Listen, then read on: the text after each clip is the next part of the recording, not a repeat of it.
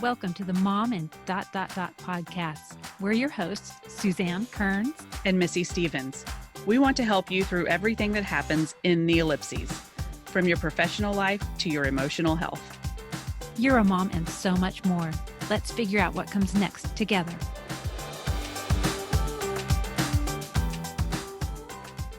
Welcome to the Mom and podcast. I'm Susanne Kearns. I'm a mom, a writer, an LGBTQ activist, and I am the newest member of a hot tub Facebook group. I mean, that could mean a lot of things. It really could. We'll talk about it later. We'll talk about that later. All right. And I'm Missy Stevens. I'm a mom and writer, foster child advocate, and gardener. I grew lettuce this week and put it in a salad that we ate. Wow. I know. It's amazing. Well, this week we are untabooing, I'm sure that's a phrase, a really taboo subject. We're going to talk about money with our guest, Janice Scholl. Janice is a coach, speaker, and host of the Money, Career, and Motherhood podcast. She helps professional and business owner moms master their money and career break challenges. Her work helps moms feel confident while building a strong financial foundation for their family. Janice is passionate about illuminating the work-life struggle that causes working mothers to leave professional jobs to raise their families. And she has created strategic sabbaticals. I love that. A coaching program designed to amplify the growth and opportunity women find through a career break, ensuring a successful return to paid work. Welcome, Janice. Thank you so much for having me.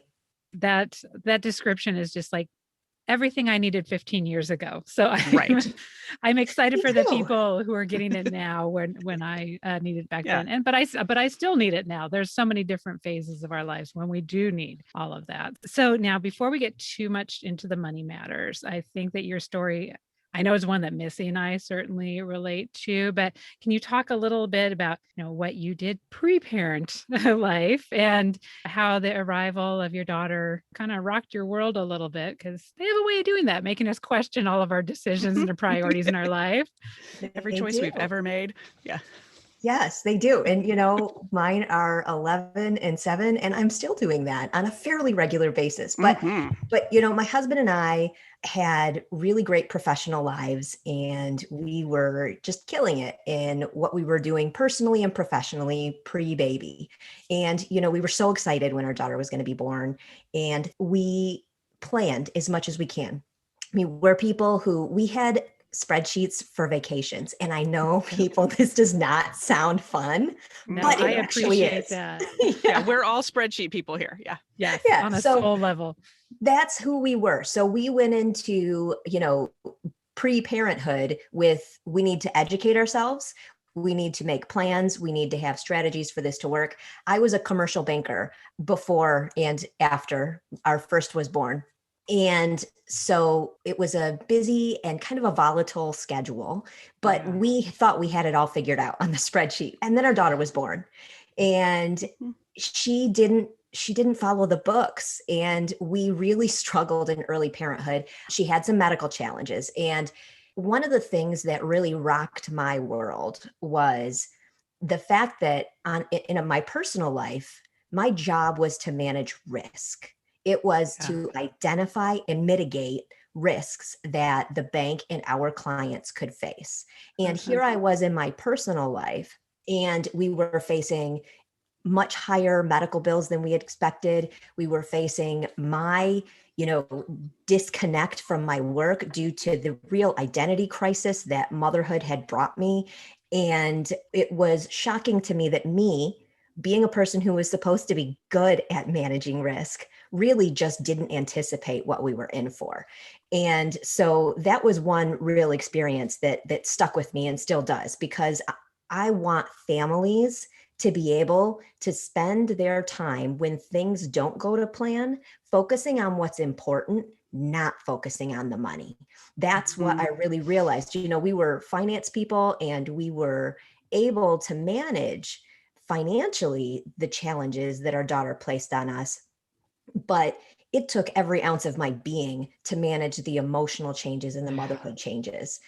And, I was also in school. because I didn't have enough on my plate with a Oh my professional gosh. job in a bank and a Clearly a baby. crazy person. Yeah. So I had a boss at one point say like, wow, I'm just really impressed that you did that. And I'm like, it's nothing you should be impressed by. It was pure ignorance. It was pure ignorance.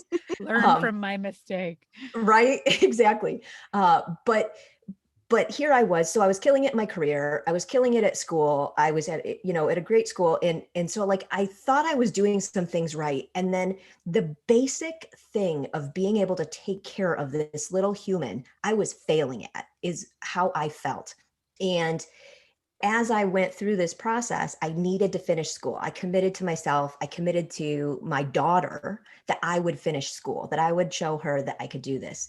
And I just thought I had to grind it out. And while I was grinding it out, I had the opportunity to work on a project for school that looked at increasing females in top tier MBA programs. And it made me realize that all of the feelings that I was having, many, many women are having them as well. And it wasn't my lack of ambition in my career. It's not that I didn't want to continue excelling in the areas I was before. It was just, I had this additional new identity that posed some challenges, and I had to figure out how to put the pieces back together. Oh, wow. I think pretty much every mom needs to hear that. I mean, really, whether your finances, you feel very comfortable in them, or whether it's paycheck to paycheck, I think every mom can appreciate that message. Yeah. And that feeling of failure that I think so many moms feel, and I wish that we talked about it more, and I'm glad we're talking about it today. I think there are women who give birth and it just comes naturally to them, this parenting. But for most people that I talk to, it is this feeling of, I don't have the first idea of what I'm doing. It doesn't matter that I made all the spreadsheets and read all the books and talked to all the people, because every child is different and they all come with their own set of special things. And you're not failing. It's just, you have to learn, which is kind of takes us into the next thing we wanted to talk about. And this may be really oversimplified because it's a super complicated subject. But in talking to moms and in talking to women, what do you find is the biggest roadblock they have when it comes to wrapping their arms around finances? Like, what is it? Is it a mental thing? Is it fear? What is it? So there are two things, and you actually said one of them, which is we think that wrapping our head around money is really complex, and it is really big. Don't get me wrong. It's huge. And there are so many facets to money, but it's not complex unless we want it to be. It's hard. It's really, really hard, which are different things. And the second that I want to say is, we think it's a lack of knowledge that we have with our money. And so we often seek knowledge, but what it actually is awareness that we're lacking, that we need to develop. So with just a little bit of knowledge that we probably already have, most of it, we need to partner it with the awareness of where money hits our life, how money interacts in our life, the emotions we assign to it, because actually money is not an emotion, but it often magnifies our emotions. Then we can build something that works, even though it's going to be hard. And so when I talk to women, a lot of times, the first step is really just getting them willing to have a conversation about it, and getting them to recognize that even when we think we're not making decisions about money because we don't want to, like that's not our thing, every time we make a decision or choose not to make a decision about money, that is a decision about money. Oh, I love that. Ooh, I can't jump to the look, listen, learns, but that's one of my things. That sneak preview to that, something that you had mentioned in an earlier podcast. And I can't find it, but I really want to write down. You're right. You're writing that down. We're going to have a recording of this, Missy. Yeah. Just remind me that I wanted to write something down at that point, because that is pretty groundbreaking. Then not making a decision is a decision.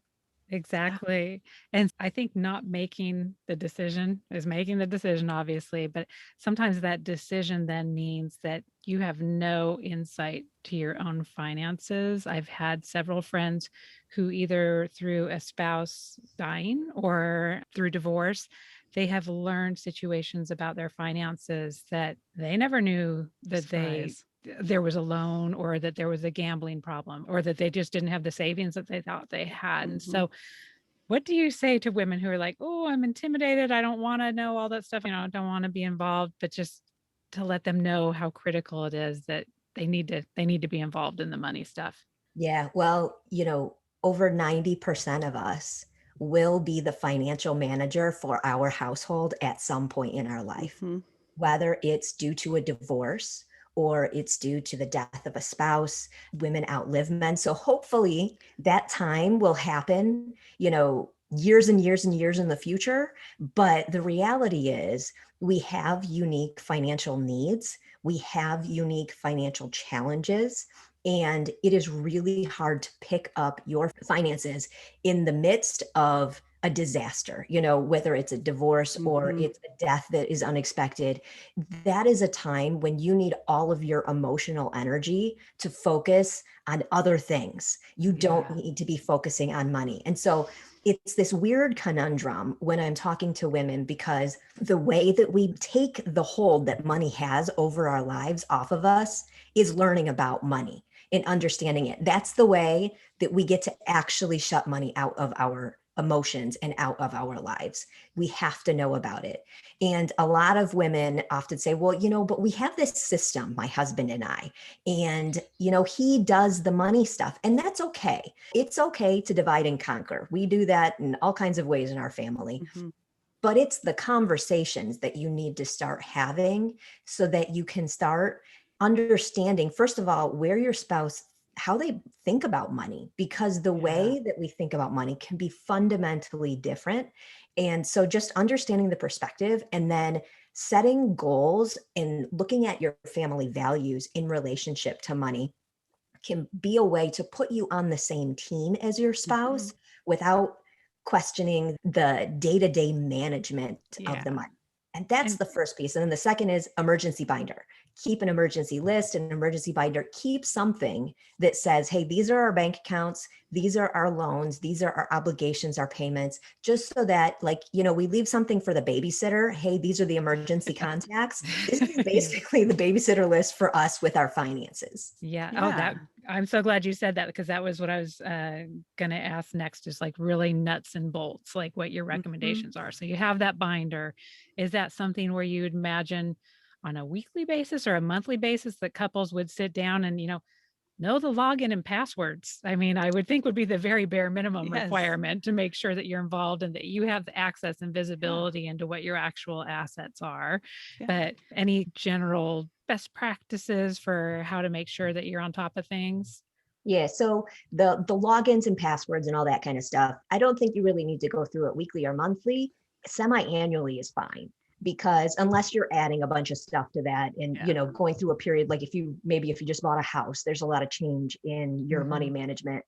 That would be a time to do it more frequently. But semi-annually is probably fine for that. Now, what you're talking though is how to structure kind of a family meeting, ongoing dialogue about finances. Yeah. And I absolutely think that either weekly or monthly, depending on your family makeup, makes sense. And I like to advocate for values-based budgeting. So one of the things I think we're lacking often in our budgeting process to ensure we're successful is aligning our budget with our values and our goals. So when you meet with your spouse or significant other, having a way to not just talk about, hey, what did you spend on this month? Because that doesn't really feel good, right? No. Um, Having a conversation of, hey, where are we at with these things that we say are important to our family Mhm. unit?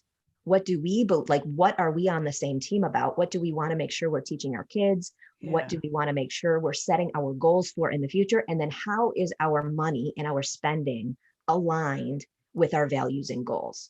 So I find this way, it kind of deflects some of the reasons why we don't want to have the conversation with our spouse. We're afraid it's going to turn into a, well, you spent this much on going out with the guys. And like, do you really need a new person? These aren't the conversations we need to be having. We don't need to judge each other. We just need to get on the same team. And, we talk a lot about looking at how we spend our time. I mean, we all know if we look at how much we scroll through Facebook or Instagram or whatever, maybe we would want to change the way that we spend our time. You want to do the exact same thing with your money, because if you're not looking at your money, I can assure you, you are spending on things that are not of value to you, that don't reflect who you believe you are and who your family is. And so doing that audit process, if you will, with your spending to align with your family can be really powerful. And it makes it an exciting conversation to have with your spouse instead of, ugh. Yeah, that's a nice way to reframe it. Yeah, we keep coming up against values-based discussions in a lot of our conversations that we've been having on the podcast. And I think it's a difficult thing to do. I've tried to do it. It is very vulnerable to say, what are my values? And you have to admit that you sometimes don't value certain things. But the idea of putting it around money that's new concept to me. I think we've done it sort of subconsciously where we've said, we have this long-term goal, or in next year we want to buy a certain thing or take a trip or whatever it is. We're saying we value that, but we haven't actually sat down. I mean, my brain works. I would like to have it written on a piece of paper, like in the front of a binder, saying this is our family value set and what we're working towards. I love that. It's like a mission statement for your like family a mission business. statement. It is like, so everybody structures it differently. And I don't think that there's one right way. So whether it's a mission statement or kind of like your family's top 10, however it makes sense for you. So for those who are like, I don't really know what our values are, or they're feeling a little disconnected with what they want their values to be versus what they think they might be living, which is really hard. Yeah.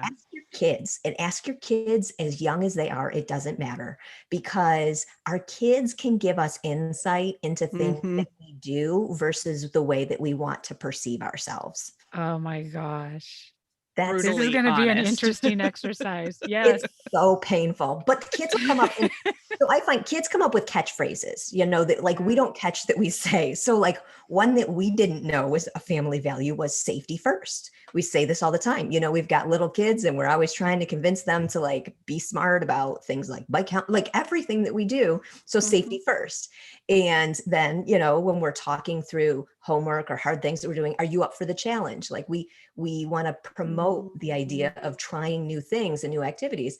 And so then, we hear these things from our kids and we're like, yeah, actually that does reflect who we are. We do want to do that as a family. Now, how do our activities and our spendings reflect that? Well, if we want lifelong learners, if we want kids who are up for the challenge, we need to invest in education.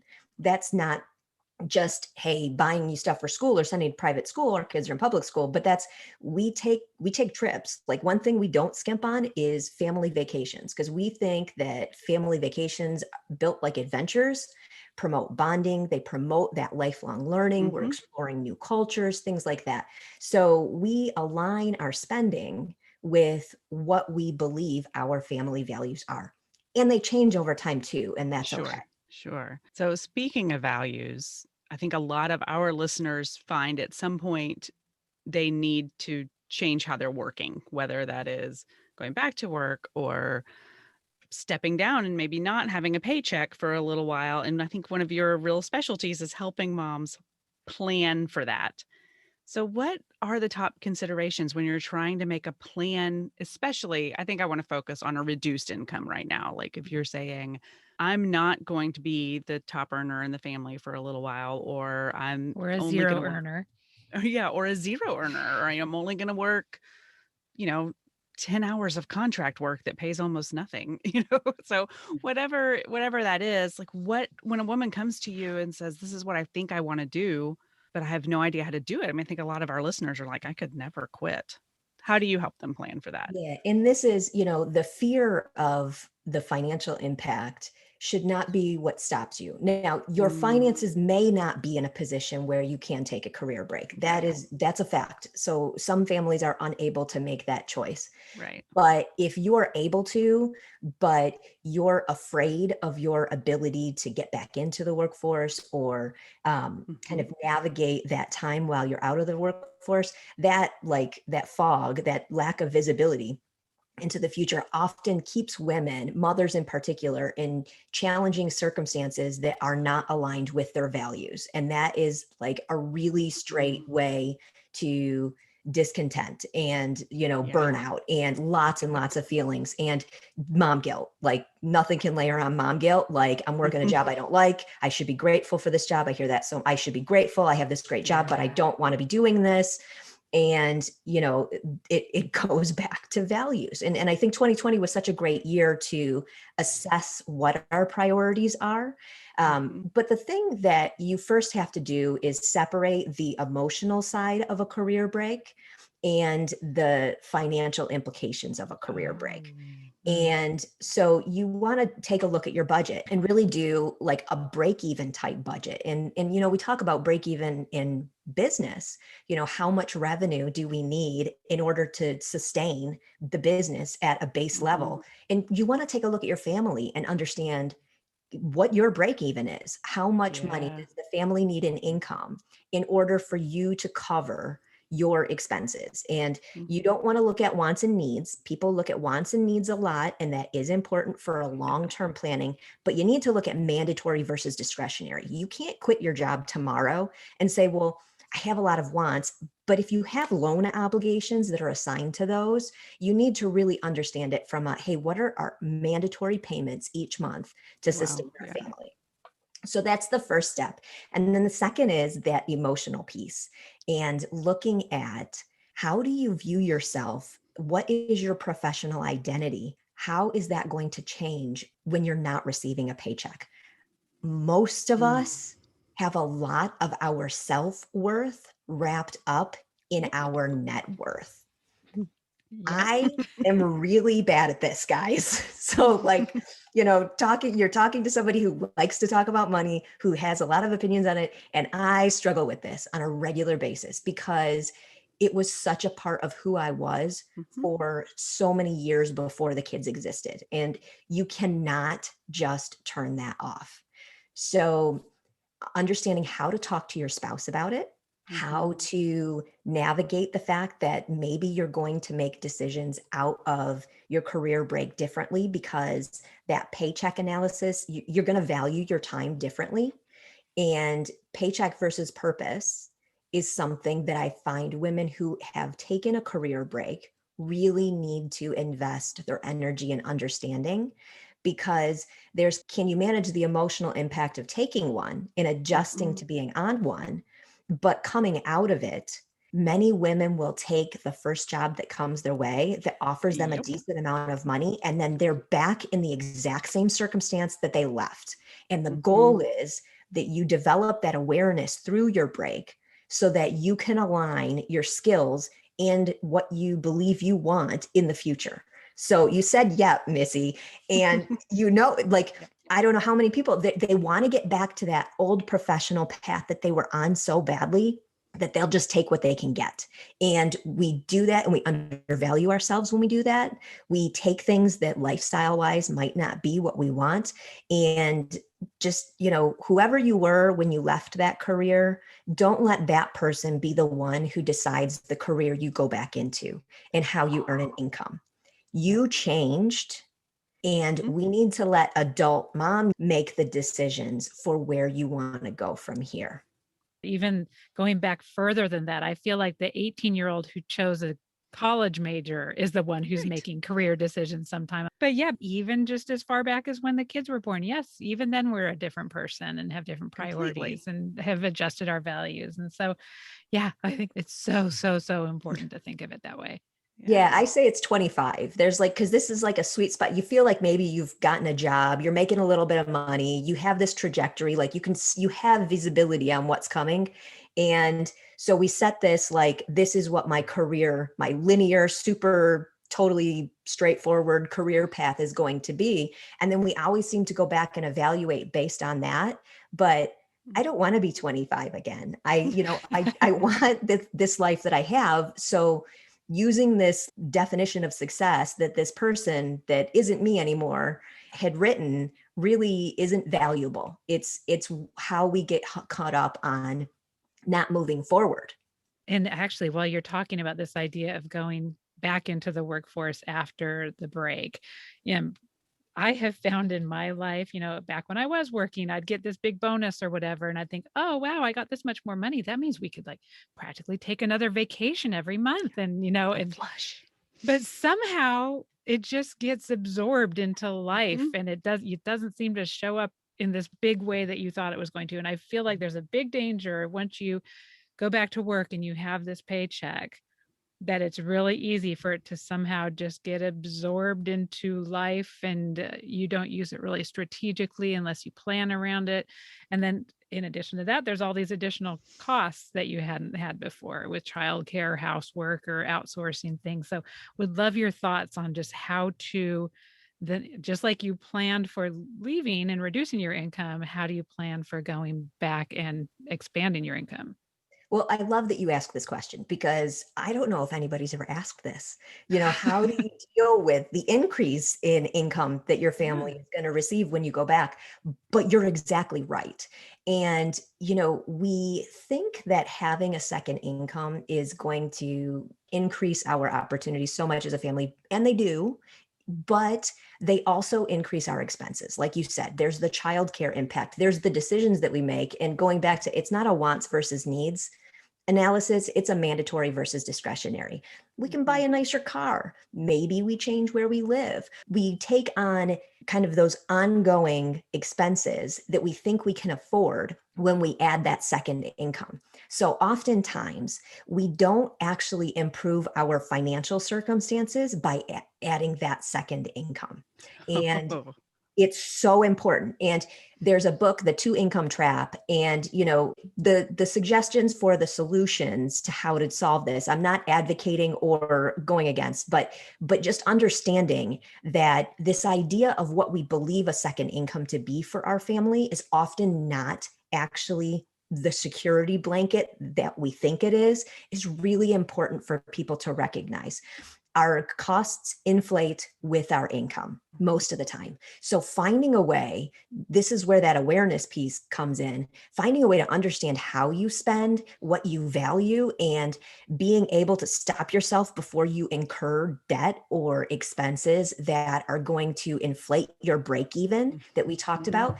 And to everyone who has taken a career break in 2020, or whose world has been rocked, who has incurred a reduction in income, we all want to get out of this, but be in this moment and recognize how much you didn't know was going to happen in the last 12 months. That alone should make you want to change your finances. Do not build your finances thinking you know what the future looks like. No longer can we pretend that things don't happen outside of our plan. We know that this happens. So in order to be prepared, we have to be more conservative than what many of us were in the past. And you don't have to predict the future because we don't know what's going to happen in the future, but you do have to prepare for it. And so that means making sure that you have a sufficient emergency fund and plans for if this happens, then we will do this. And emergency fund is something, there's so many different amounts that people talk about when it comes to what the right amount is for an emergency fund. And a lot of people think it's for, well, I incur a medical bill or my car breaks down, but really this is for a variety of things. This is, I suffered a loss of income against my choosing. I suffered the death of a spouse or a change in my marital circumstances. Like, you want to think about all of the different things that might happen. You don't have to predict them, but that emergency fund is a catch-all for many different situations. And so, your car might be in good shape, but there are so many other variables that you can't control and you want to consider. So a lot of people say 3 to 6 months. for an emergency fund of your expenses. But really, I think that you want to look first at your income potential and your income stability before you're going to set those amounts. Somebody who is, for instance, a writer and has a more volatile inflow and outflow than kind of a regular salaried employee who has a really stable income. Not to say that just having a salary is stable, but understanding the security of your income and how it works in ups and downs is really important to set a reasonable emergency fund. Yeah, you touched on this just now. And I think you actually have a podcast episode about this, and we'll put it in the show notes. But there was that study done by McKinsey and Lean In, and there was a Washington Post article about it, that the pandemic really hit women hard. And women, especially mothers, are just carrying the brunt of this. And so many of them, really against their wishes, have decided to stay home to help educate their children, take care of their families. Has it changed how you approach your work at all, or has it changed your workload? Or more women coming to you in a panic? Yeah, it's changed. It's changed a lot, and it hasn't changed a lot. Here's what's changed. We're talking about it. So the McKinsey study, 2.3 million women left the workforce. That's both voluntary and involuntary in 2020. That is a massive, massive number. Mm-hmm. But it is something that was happening before. So a study before COVID, well before, 43% of highly accomplished women take career breaks. Highly accomplished, the definition is graduate level degree and above. Now, you would presume that women who are highly educated and are in professional career paths intend to be in those career paths. So a vast majority of those women do not intend to take a career break. They do due to lifestyle reasons. And most often it's childcare. Also, professional women have challenges in their family life that make it more likely for them to take career breaks than men, outside of just the fact that they focus on the children. They also happen to often be married to highly accomplished men. And the demographics for men who are in high level positions is a little different, and they are more likely to have a stay-at-home spouse. Yep. So there are layers upon layers that existed before COVID. Mm-hmm. And so one of the things I like to talk about is the fact that this existed before, and yet we have been acting like every time a woman takes a career break, she's the anomaly. She wasn't the anomaly before. And she certainly isn't the anomaly now, but now we have this opportunity. Yes, we have a tremendous hurdle because we've been set back so many years in progress, but we have this opportunity to talk about something that existed and that we were leaving each mother who takes a career break to figure out on her own. Now we have this ability to harness this challenge and acknowledge the realities of working motherhood and try to find solutions that will actually work with the fact that we need to understand that sometimes we can't plan for everything, and parents, whether they're going to be women or men in the future, will continue to take career breaks for their families. Yeah. I mean, I have many moments in this episode where I've been like, oh, but every episode I feel like I have that moment where my stomach flips over, that kind of butterflies. And that was it when you talked about just that this has been happening for years. And I think our generation also has that sandwich generation thing going. And a lot of us have aging parents. And because of we all had our kids older, we're still raising children and taking care of parents. And it means that we do have to step down sometimes and take a break from our work. And I think our husbands are going to have to consider that at some point too. But it's really, really great actually that we're having the conversation. I think it might save a lot of women a lot of heartache.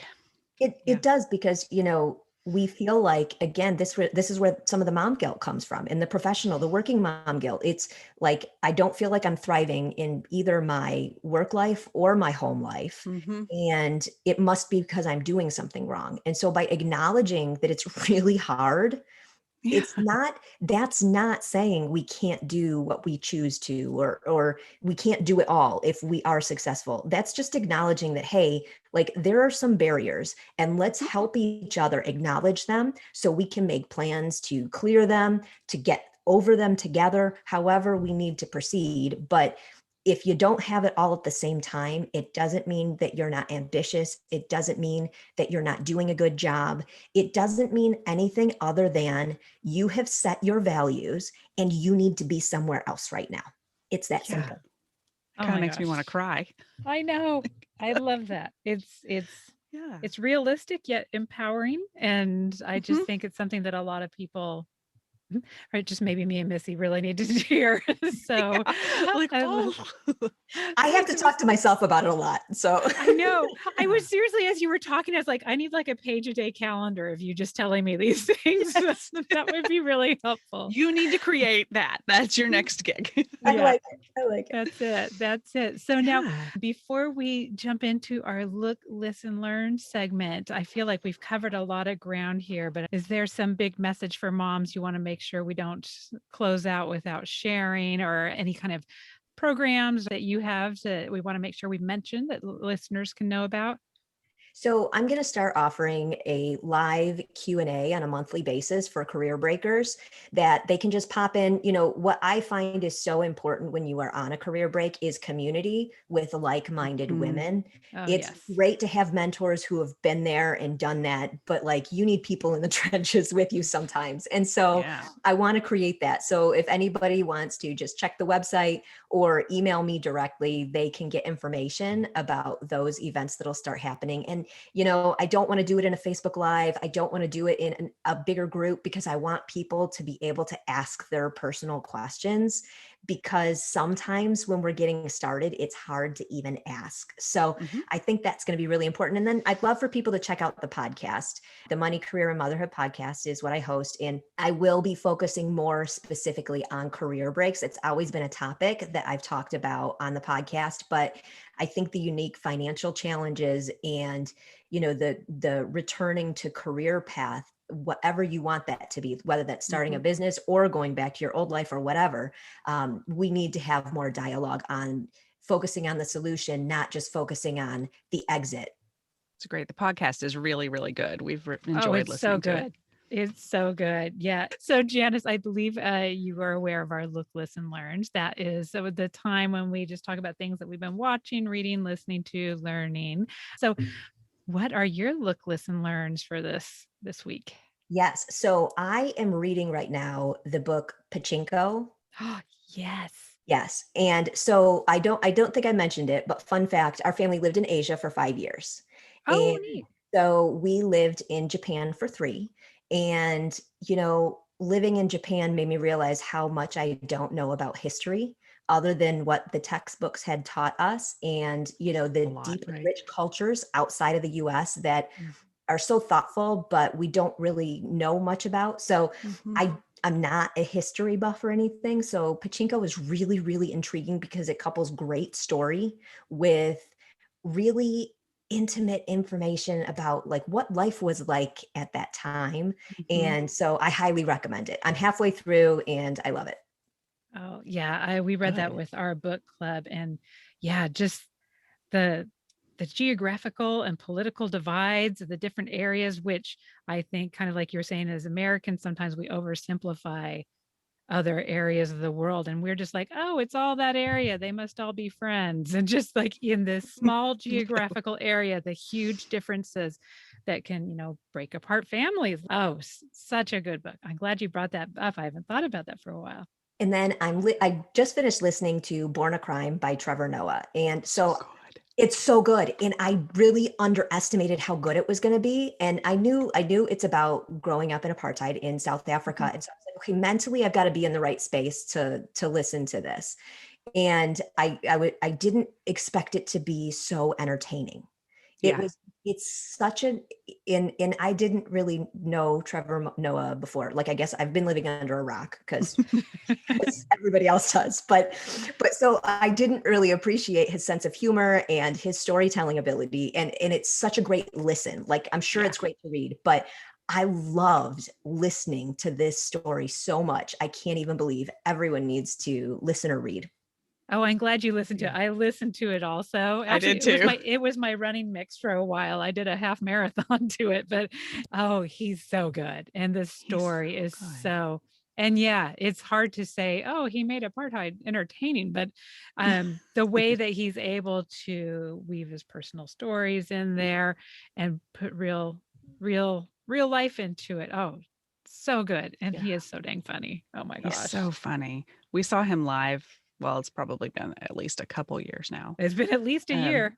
Yeah, it wasn't last year. And he's an amazing storyteller. I mean, yes, he's a stand-up comic, but he's so much more. And he's a really great storyteller, and he's really physical on the stage. He moves a ton. And so there's just, if you ever get a chance to see him, like, you do get a story out of it. And I think he's incredible. I love him. Yeah, wasn't one of his stories that he was like a DJ? Yeah. I can't even, it's been a while since I read it, but I remember those being some of my favorite stories about him up on the stage being the DJ. Yeah.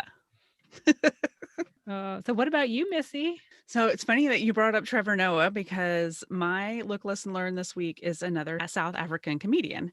His name is Loyiso Gola. And so probably 2 years ago. Everything was at least 2 years ago. At the Moon Tower Comedy Festival in Austin, I saw him do a set about unlearning.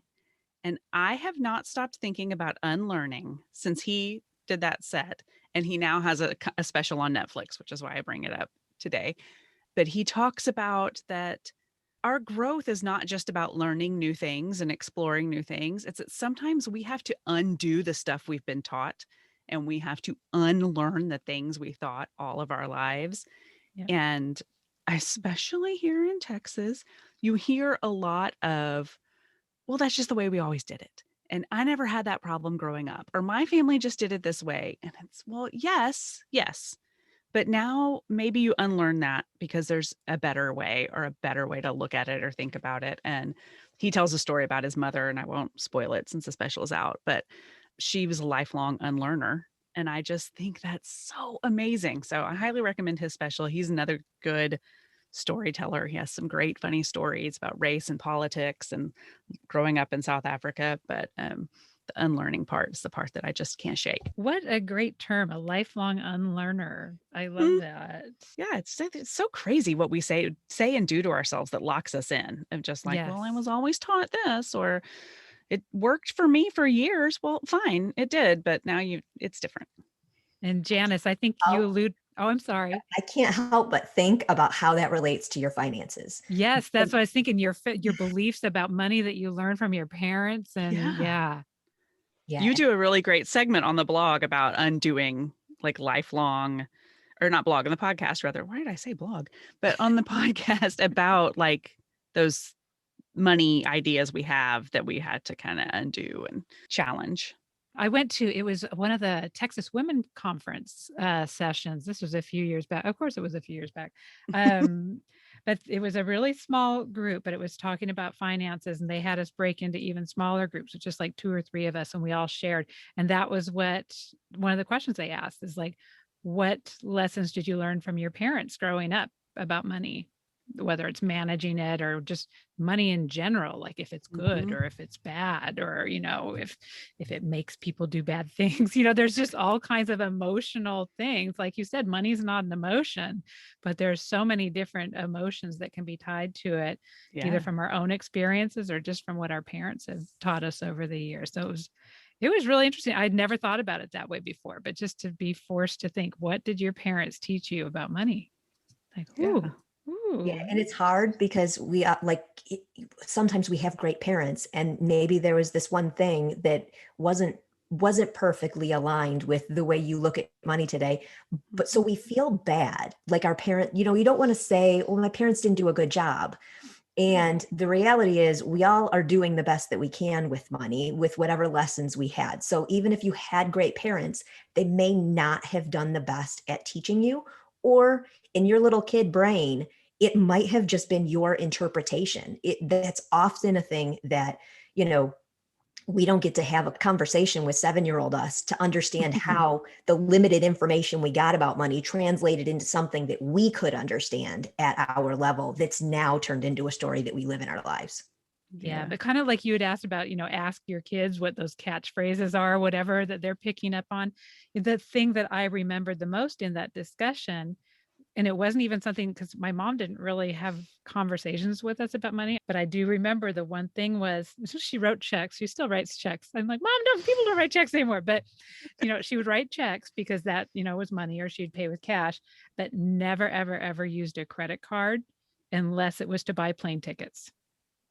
That was, and I mean, I don't think that was a conscious thing that she did, but it was just little me noticing, like, okay, if we're buying something, you buy it with money.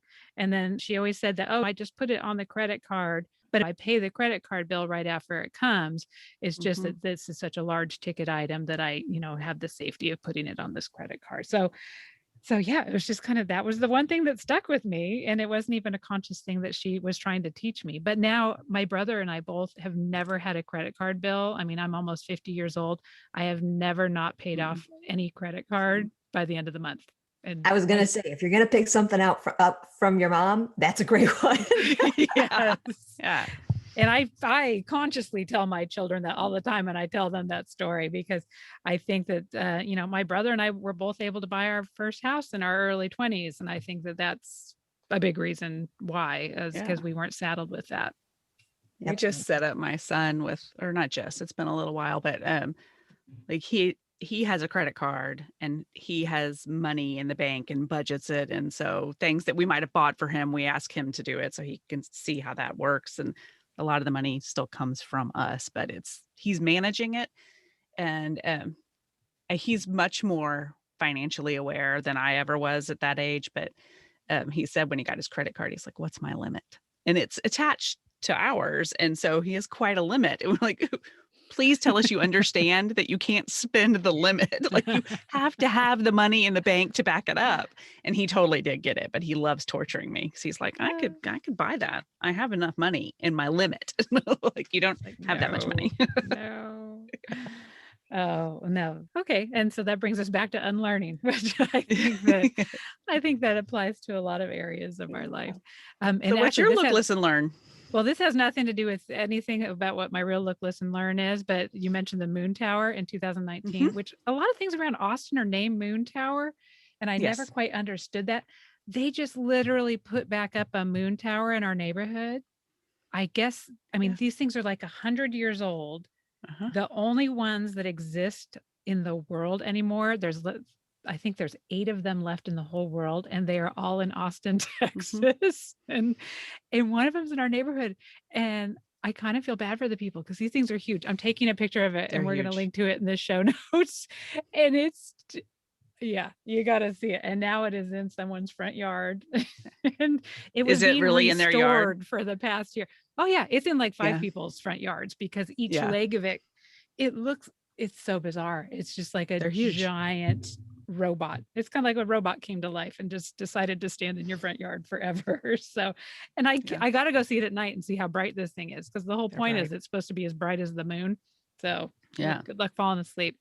So that's one of my, unrelated learns, but my real learn is, and I'm kind of still absorbing it because I was listening to one of the newest episodes of your podcast while I was driving.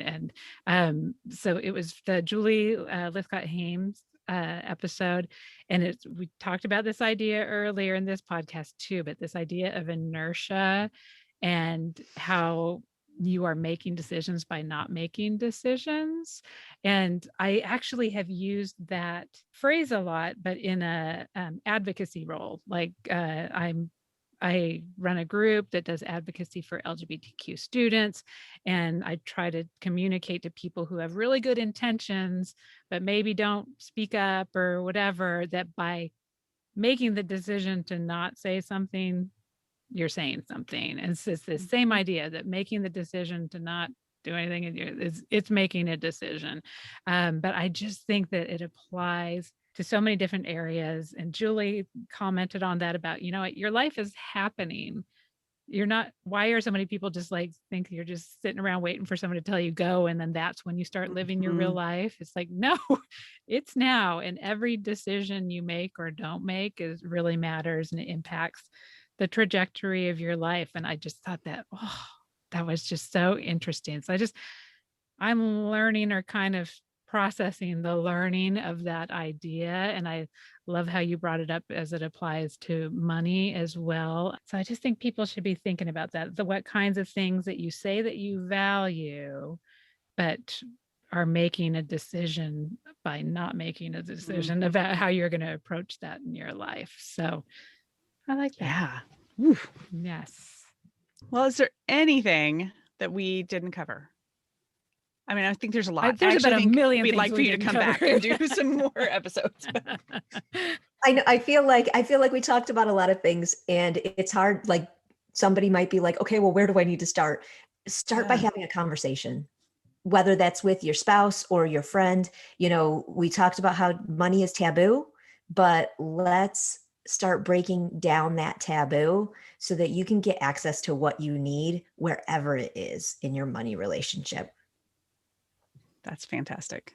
That is incredible advice. And it's making that decision, to make the decision to talk about it, and you can decide it's not taboo. It's that easy. That's right.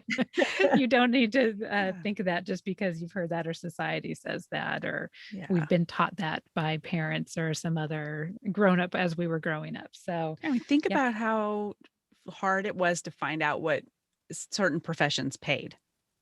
Like, it's still hard at times, but that information's a little more accessible. Like, we just didn't talk about it. And it that wasn't done. You didn't ask people what they made.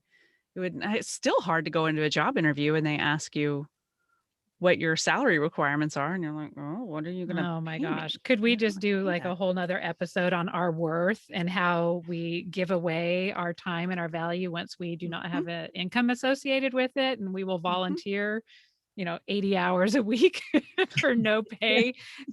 And actually, I mean, but if you are if that is something you value and that is your decision and you value that, I mean, a paycheck doesn't matter.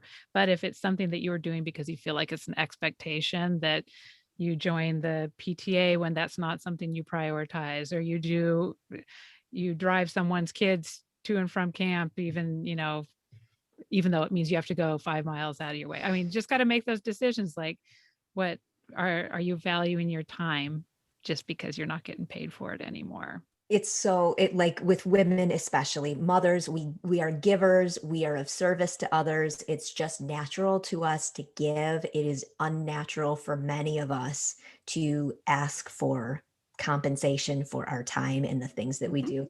I have a guide that breaks down the 6 fundamentals to a healthy relationship with money. And one of them is making money. And it's not just having the right skills to be able to get a job. It's being able to ask for your worth and recognizing your worth when you have those skills that are so important for everyone. But it is particularly challenging for women. Absolutely. It really is. I've taken many a contract job at a greatly reduced rate and have even said, well, this is my hourly rate. Oh, but it's okay. I know you probably can't pay that. Like, why did I do that to myself?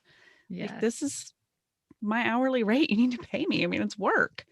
I love Allison Tedford. We did an episode with her last month, and she said, she will send the email about what her rate is and then just go away. Like, she can't stay next to the computer, or else she'll be like, no, I can give it to you at a discount, or, maybe she just has to hit send and run away. And I think that's a good lesson. It's hard to stick to your guns. And it's really hard in a face-to-face meeting, whatever those are. We don't have those anymore, but it's really hard to sit and look at someone. Yeah, I wonder if there's research, like it's easier when we're online and we're going, like for the people who have interviewed through the pandemic, if they've been able to negotiate better. That would be that is interesting. Because this does feel, I mean, we're here and we're looking at each other, but there's a barrier. I don't know. Yeah. So can we borrow some money, Janice? No. Just kidding. Oh my gosh. Yeah, we have so many different things that we need to We need to have you back on. We're going to make plans for that because I'd love to touch on this some more. And we will definitely link to your new, what are they called, sessions, or what are you calling them? Just Q&A sessions, career break Q&A sessions. Yep. All right. And where your blog is, or your website is moneycareermotherhood.com. And Facebook page and Instagram are the same, Money Career Motherhood. All right. Well, we'll put all that in the show notes as well so that everyone can come find you and take advantage of your amazing resources. Yes. So good. Thank you so much for having me here. Thank you so much. This was such a pleasure to meet you, and look forward to continuing learning from your podcast. So the Money, Career, and Motherhood podcast. Do not miss it. And definitely, my gosh, start with the Julie Lythcott-Haims, just got to say. And we're big fans of her too. I remember her book came out the same time as one of our friends, Jess Leahy, The Gift of Failure. And I know that they kind of joke that they had dueling books. So we kind of know her from that context, but just hearing her on your podcast, I don't know, it opened up some different discussion points than I'd heard of her talk about before. So even if you have listened to Julie before, I think Janice brings up some new areas of her knowledge through that episode. So give it a listen. I just listened to the Raquel Kelly, and I mean, I was nodding my head. She had so many great things to say just about that early time in motherhood and getting back into your career. That episode was amazing. So they're all good. That's why my head hurt. My head hurt from nodding so along with it. So and Raquel's funny too, so you're laughing through a lot of it. Exactly. She's got a great sense of humor, but she does. It's fun. It's great to hear these stories about other women who have navigated, but are honest about the challenges that they've worked through. Yes. Yeah. Well, thank you for giving them voice and making us feel like there are others like us out there. We appreciate it. Thank you for your time. All right. Thank you. Should we do our wave? Have a wonderful afternoon. Our wave. Bye. The Zoom wave. Thank you so much for joining us for the Mom and ... podcast. We hope you enjoyed the show today. And if you know someone else who could benefit from today's episode, be sure to share it with them. Also, please subscribe and rate us wherever you listen to podcasts. You can find links to all the things we discussed today in the show notes over at our website, momandpodcast.com, with the AND spelled out. In between shows, you can find us at the socials, including our private Mom and Community Facebook group. You can find links to the group, all of our socials, and our questions and comments section over at our website, momandpodcast.com. Thank you so much for your support. We appreciate you so much. Now go out there and make your ellipses count. Well, that was a really fun one. She's great. Yeah. Okay. We're going to have her back, whether Totally. she wants to or not. Yeah. All right. Bye. Bye.